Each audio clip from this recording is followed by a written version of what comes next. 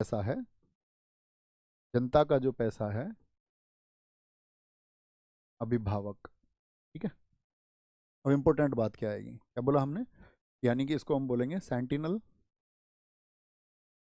Sentinel of income and expenditure, expenditure. लोक वित्त का अभिभावक यानी गार्जियन ऑफ,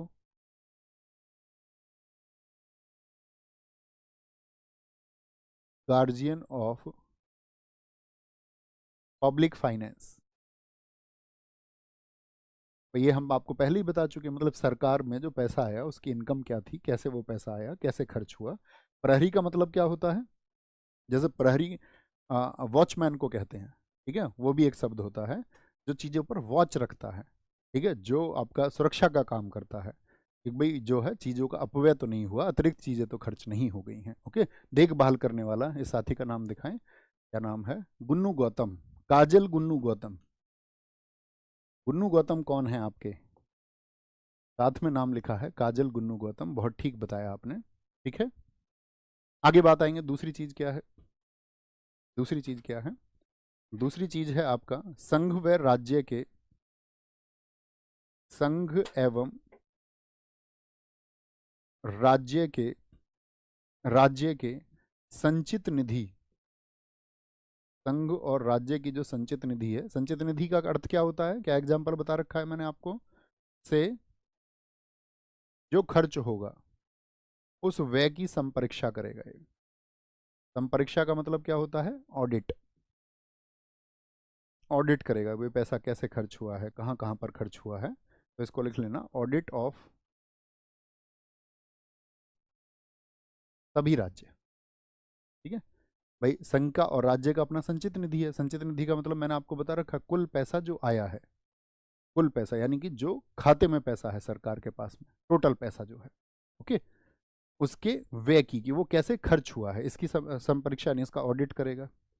अब तो आपका आकस्मिक निधि भी होती है, कुछ पैसा ऐसा भी होता है ना जो आकस्मिकता के लिए रखा रहता है, आकस्मिक निधि भी होती है। ठीक है, ये कैसा फंड होता है आपका, आकस्मिक निधि एवं लोक निधि, एक पब्लिक फंड भी होता है। ये हम आगे एक्सप्लेन करेंगे सारे फंड्स को, तीनों फंड क्या क्या होते हैं पीछे भी बताया है।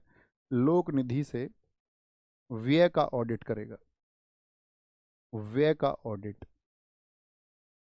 व्यय का ऑडिट यानी कि एक्सपेंडिचर्स फ्रॉम, नहीं ऑडिट लिखेंगे, क्या बोलेंगे, audit of expenditures from contingency fund, contingency and, लोक निधि बोले तो public fund, contingency and public fund. ये आगे की कक्षाओं में उनको बहुत विस्तार से पढ़ेंगे। ठीक है, ये इस तरह का करेगा इन निधियों का। शुद्ध आय का प्रमाणन करेगा कि देश के पास कितनी शुद्ध आय है,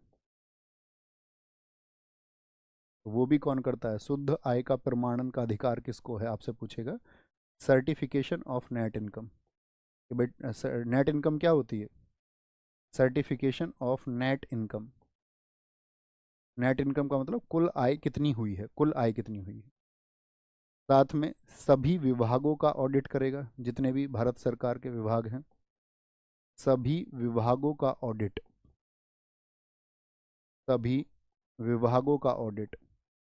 ठीक है, audit of all departments, all departments. अब सोचो कौन कौन से विभाग, जैसे बिजली विभाग आपने बोल दिया, अब यहाँ पे क्वेश्चन आएगा क्या प्राइवेट कंपनियों का, सरकारी कंपनियों का, हाँ जहाँ पे जनता का पैसा लगा हुआ है, सरकार ने कुछ इन्वेस्ट किया हुआ है, सरकारी प्लस प्राइवेट सब तरह के होंगे, गवर्नमेंट और प्राइवेट सब तरह के होंगे, सबके खातों का ऑडिट करेगा, जांच करेगा जहाँ पर भी जनता का पैसा लगा हुआ है। अब यहाँ पे एक क्वेश्चन आ जाता है, जैसे सभी विभागों के जब ऑडिट की बात हम करते हैं तो यहाँ पर क्वेश्चन होता है, यहाँ पर बात करेंगे दोस्त, क्लास पे फोकस करेंगे। आप लोगों के अंदर एक कमी है, वो कमी क्या है मैं आपको बताऊं। कमी ये है कि जैसे अगर मैंने किसी साथी के प्रश्न का जवाब दे दिया तो कुछ दोस्तों को ये लगता है कि अब मेरा नाम लिया जाए और वो अनावश्यक रूप से कोई भी प्रश्न पूछने लग जाते हैं जिसका कोई आधार नहीं है या जिसको मैं बता चुका हूँ, तो आपको वो कक्षा फिर से देखनी चाहिए। ठीक है। और यहाँ कक्षा में आपको बस ध्यान लगाना है, क्योंकि आप भी सोच सकते हैं कि अगर मैं आप सबके जवाब देने लग जाऊँ उसमें मुझे कोई दिक्कत नहीं है, लेकिन फिर क्लास का कोई अर्थ नहीं रह जाएगा सर। अभी एक साथी ने प्रश्न पूछा है जैसे कि कैग कौन बन सकता है। अभी बताया ना मैंने, कैग के लिए साथी कुछ शर्तें नहीं बताई गई हैं, योग्यताएं नहीं बताई गई हैं संविधान में, तो मैं आपको कैसे बता दूं फिर। मैंने आपको बताया, ये बात आप लोगों को समझना चाहिए था जब मैंने कहा कैग की क्वालिफिकेशन आप सोचना सकते हो। मैंने तो खुद कहा दिमाग में प्रश्न आएगा कैग की क्वालिफिकेशन, तो आपको याद रखना हमारे संविधान में इसका वर्णन नहीं है। ओके, तो इसका मतलब है आप क्लास को सुनते नहीं हैं ध्यान से, और सुनते नहीं हैं तो फिर रिजल्ट्स कैसे बनाएंगे। और हमारा प्रयास तो ये था कि रिजल्ट ना बना करके आप टॉप करें अपने एग्जाम्स में आगे जा करके। उतना ध्यान लगाया, लेकिन उतना ध्यान आपको भी तो लगाना पड़ेगा। ठीक है। अच्छा, अब मैंने बात की यहाँ पे इस बात को फोकस करना, संघ और राज्य, ये तो आप समझ गए कि सभी का करेंगे ऑडिट। जो भी जितने फंड्स हैं तीनों तरह के, संचित निधि हो, आकस्मिक निधि हो, लोक निधि हो, सबका नेट इनकम कितनी है उसको भी यही बताएंगे, क्योंकि ऑडिट इन्होंने किया, खातों को जांच इन्होंने किया, तो यही तो बताएंगे इतना पैसा आया। सभी विभागों का ऑडिट करेंगे, लेकिन इसमें जो जैसे मान के चलो हमारे यहाँ खुफिया संस्थाएं कौन कौन सी हैं, तो आप कहोगे एक तो R&AW है, रिसर्च एंड एनालिसिस विंग है, और एक आपका IB है, इंटेलिजेंस ब्यूरो। तो R&AW का कोई ऑपरेशन चल रहा, क्योंकि वो हमारे देश की कैसी हैं, सीक्रेट एजेंसी हैं, गुप्त संस्थाएं हैं। तो गुप्त संस्थाएं कभी भी अपने पैसे का ऑडिट नहीं कराती, याद रख लेना, और अधिकार किसी को नहीं है उनका।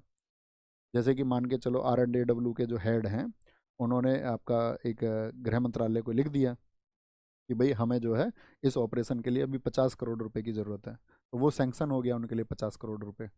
अब वो 50 करोड़ रुपए में से उनसे ये तो पूछा जाएगा कि भाई खर्च कितना हो गया, उन्होंने बोल दिया 40 करोड़ खर्च हो गया, तो कैग उसको सिर्फ लिख देंगे 40 करोड़, उनसे ये नहीं पूछेंगे कि भाई वो कहाँ खर्च हुआ, क्योंकि वो सीक्रेट सर्विसेज में पैसा खर्च होता है। कई बार कुछ एजेंट बनाए जाते हैं, और एजेंट आप जानती है R&W को, उनको ट्रेंड किया जाता है, कहीं उनको पोस्टेड किया जाता है दुनिया में, कहीं भी पाकिस्तान भेज दिया कुछ लोगों को, अमेरिका भेज दिया, आपका चाइना में भेज दिया, वहाँ उनके रहने का खर्च, बाकी सारी चीज़ें, वहाँ पर मान के चलो उनको अमीर भी दिखना है और कुछ अमीर लोगों से अपने संबंध बनाने हैं, तो उनके लिए कुछ फरारी वरारी का जुगाड़ करना कि उनकी लाइफ स्टाइल ऐसी हो कि वो रिच दिखें। ठीक है, उनको आपका कुछ दे दी, ऑटोबायोग्राफी दे दी, रेंज रोवर ऑटोबायोग्राफी, इस तरह की कार दे दी। ठीक है, और कई बार तो बुगाटी भी देनी पड़ जाती है ना। तो क्योंकि एक्सपर्ट उस चीज़ की ज़रूरत है, उस चीज़ के लिए देश को ज़रूरत है कि कल को कोई ऑपरेशन होगा, तो वो पैसा कभी भी ये नहीं बताया जाएगा कि भाई एक फलानी महिला है, वो आपका R&AW में है, फलानी का मतलब समझ रहे हो, XYZ, और वो आपका वहाँ वियतनाम में पोस्टेड है या अमेरिका में पोस्टेड है, और उसके लिए जो खर्च होता है वो महीने का 1 करोड़ होता है, या उसके महीने का खर्च 2 करोड़ का है। क्या ऐसे भी एजेंट है? हाँ, बहुत सारे होंगे। ठीक है, क्या पता आप में से कोई एजेंट हो, ऐसा भी हो सकता है मैं एजेंट हूँ, पॉसिबल है ना कुछ भी, क्योंकि उन लोगों की आइडेंटिटी तो अपनी होती नहीं, कोई भी कोई आइडेंटिटी है ही नहीं, कि दिखाते नहीं, क्योंकि उनको कुछ और बन के जीवन जीना होता है अपना, तो जो ओरिजिनल आइडेंटिटी है वो रहती नहीं। तो सभी विभागों का ऑडिट करेंगे, लेकिन सीक्रेट एजेंसीज का नहीं करेंगे, लेकिन जो आपका साथी गुप्त एजेंसी हैं उनका नहीं करेंगे। बात क्लियर है? बात क्लियर है सारी की सारी यहाँ पर। अब इन्होंने ऑडिट कर लिया, सारे दस्तावेज इनके तैयार हो गए, और फिर बात आती है जो आर्टिकल 151 में मैंने बताया, रिपोर्ट। रिपोर्ट याद रखना, रिपोर्ट कितने दिन में देते हैं? प्रत्येक वर्ष, एवरी ईयर। तो कैग की रिपोर्ट कितने दिन में जाती है, ये बात आपको पता होनी चाहिए। कैग की जो रिपोर्ट होगी वो जाएगी आपका एवरी ईयर, एवरी ईयर यानी कि हर वर्ष। अगर देखो सुनो, वो रिपोर्ट राष्ट्रपति को कब जाएगी? जब खातों की जांच हो रही थी केंद्र सरकार की, रिपोर्ट जाएगी टू प्रेसिडेंट संघ मामलों की। संघ मामलों का मतलब क्या है? केंद्र सरकार के मामले, संघ मामलों की, यानी कि यूनियन जितने भी मैटर्स होंगे, यूनियन मैटर्स की रिपोर्ट किसको जाएगी? वो जाएगी टू प्रेसिडेंट, टू प्रेसिडेंट। ठीक है जी। एक रिपोर्ट, अगर ये कोई राज्य का मामला था, राज्य सरकार के किसी खर्च को देख रहे थे आपका, तो ये जाएगी तब किसको? राज्यपाल को, क्योंकि जैसे केंद्र में राष्ट्रपति ऐसी राज्य में कौन है? राज्यपाल। To governor, to governor. ये कब जाएगी? जब रिपोर्ट राज्य मामलों से संबंधित हो, राज्य मामलों की।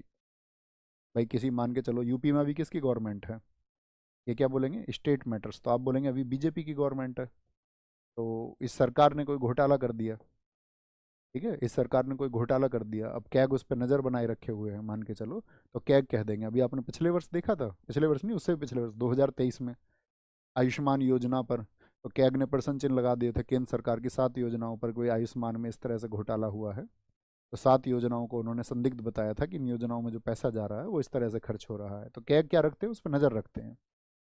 तो अगर वो स्टेट का मैटर था तो राज्यपाल को भेज देंगे। संघ का मामला है तो अब किसके पास चलेगी रिपोर्ट, राष्ट्रपति के पास में संघ मामलों की। ठीक है, अब राष्ट्रपति साहब क्या करेंगे इस रिपोर्ट का, तो इस रिपोर्ट को ये भेज देते हैं सदन में। कहाँ पर भेज देंगे, संसद में भेजेंगे, सदन में, संसद के किसी सदन में, किसी में भी भेज सकते हैं। ठीक है, संसद में भेज देंगे, संसद में भेज देंगे।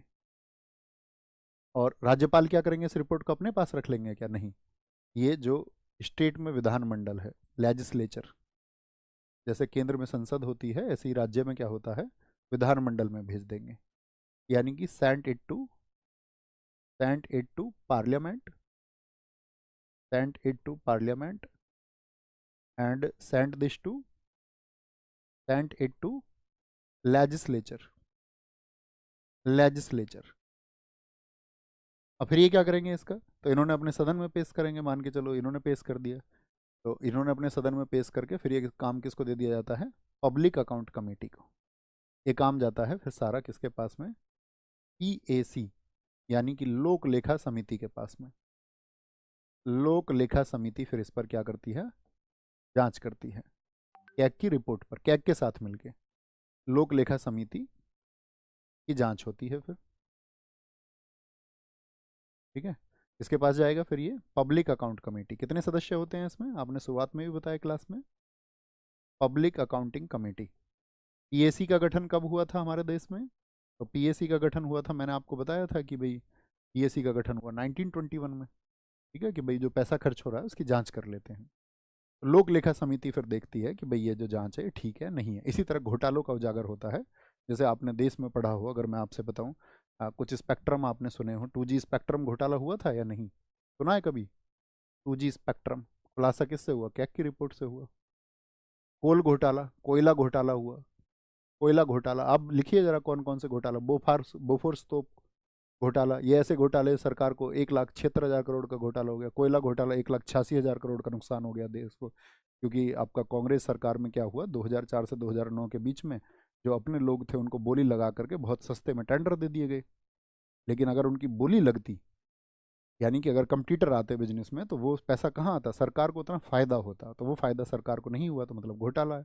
बोफोर्स तोप है आपका, हर्षद मेहता घोटाला है शेयर मार्केट का आपका, न जाने कितने घोटाले हैं आपके, कहते हैं आज़ादी के बाद में अब तक अगर हम बात करें तो देश में लगभग 27 बड़े घोटाले हुए हैं। घोटाला पकड़ा जाता है ना जांच में, लालू जी का चारा घोटाला पकड़ा गया, क्योंकि उस चारा घोटाला में ऐसे लिखा हुआ था, आप सोच के देखिए, एक नंबर प्लेट लिखी हुई थी, इस वाहन पर आपका 10 टन भूसा ले जाया गया, नंबर प्लेट दर्ज थी, इस वाहन का नंबर ये है अकाउंट्स में। उस वाहन की जांच हुई तो पता चला वो वाहन जो है एक स्कूटर की प्लेट है, स्कूटर की प्लेट है, ये तो स्कूटर की नंबर प्लेट है, स्कूटर पर 10 टन चारा कैसे जाना पॉसिबल है। तो आ गए ना संदेह की दृष्टि में, तो आप कहोगे हाँ, तो जांच होती है, कहने का मतलब है रिपोर्ट जाती है लोक लेखा समिति, तो घोटाले उजागर होते हैं फिर।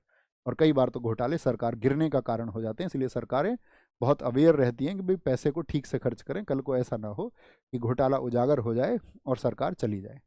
और फिर भी क्या होता है कि कुछ मंत्री भ्रष्ट हो जाते हैं, कुछ आपका उनके साथ में अधिकारी मिलकर भ्रष्ट होते हैं, मैक्सिमम लोग भ्रष्ट ही होते हैं। कहने की बात यह है 1% लोग ईमानदार रहते हैं, 99% तो भ्रष्ट ही रहते हैं। ठीक है, सबके सपने होते हैं, जैसे आप स्टूडेंट है तो आज आपका सपना होगा ज्वाइन करने का, तो हम सब लोगों को क्या होता है कि एक समय पे एक चीज़ चाहिए होती है, और जैसे ही वो चीज़ हमको मिल जाती है तो उसके बाद में हमको उससे अगली चीज़ चाहिए होती है। इसी को बोलते हैं लोकेशना, लोगों की इच्छा। और सर ये पूरे जग पर काम करती है, पूरे संसार पर काम करती है, इससे कोई बचा नहीं है, बचे होंगे तो 1% लोग हैं। आपको जॉब मिलेगी तो एक बार क्या होगा, इस बार क्या हुआ एसएससी में, एक टाइम पे तो ऐसा होगा ना, अभी किस स्टेज में हो गया, अच्छा ये लोग बताएं कि बस जॉब मिल जाए, ऐसा कितने लोग चाहते हैं, यस लिखें, कैसे भी करके जॉब मिल जाए, यही स्थिति है ना। अभी 2024 में क्या हुआ, मेंस में कितने लोग बैठे, 2023 के हैं, बहुत सारे लोग तो सिलेक्टेड, बहुत सारे ऐसे हैं जो 2022 के सिलेक्टेड हैं। 18,000 पोस्ट हैं, लेकिन उससे ज़्यादा लोग तो ऐसे हैं जो पहले से सिलेक्टेड हैं एग्जाम में। लिख रहे हैं ना, यस अभी चाहिए,